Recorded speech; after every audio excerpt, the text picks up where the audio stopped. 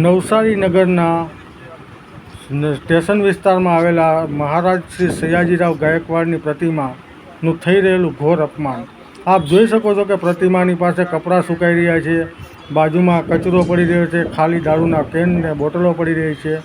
અને આ જે સયાજીરાવ ગાયકવાડ જે મહારાજ છે નવસારીના, અને એની ઉપેક્ષા, ઘોર ઉપેક્ષા થઈ રહી છે. આપ જોઈ શકો છો કે આજુબાજુમાં કચરો અને ગંદકીનું સામ્રાજ્ય છે, અને આજ લગી કોઈ પણ અધિકારી આને જોવા આવ્યું એવું લાગી રહ્યું નથી. અમે આપને બતાવી રહ્યા છીએ કે બાજુમાં જે ડાયમંડ બનાવેલો હતો, ડાયમંડ સર્કલ છે, તે ડાયમંડ સર્કલનો ડાયમંડ પણ તૂટીને પડી ગયેલો છે. અને ત્યાં આપ જોઈ શકો છો કે લોકો અત્યારે ઇનલીગલ વસ્તી વસાવીને રહી રહ્યા છે. આપ જોઈ શકો છો કે ત્યાં અસામાજિક તત્વોનો અડ્ડો હોય એવું લાગી રહ્યું છે.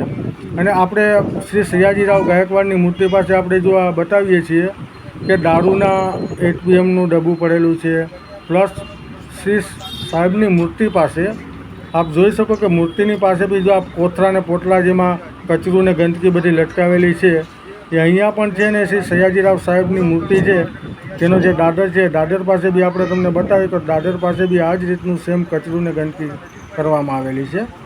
અને આ જે આપણું કહેવાય કે નવસારી જિલ્લાનું જે નાક કહેવાય તેવો જે ડાયમંડ સર્કલ હતો એનો ડાયમંડ પર તોડી અને તૂટીને ત્યાં પડ્યો છે, પણ એની કોઈ પાલિકાના સત્તાધીશો એ તરફ ધ્યાન આપવા એવું લાગી રહ્યું નથી.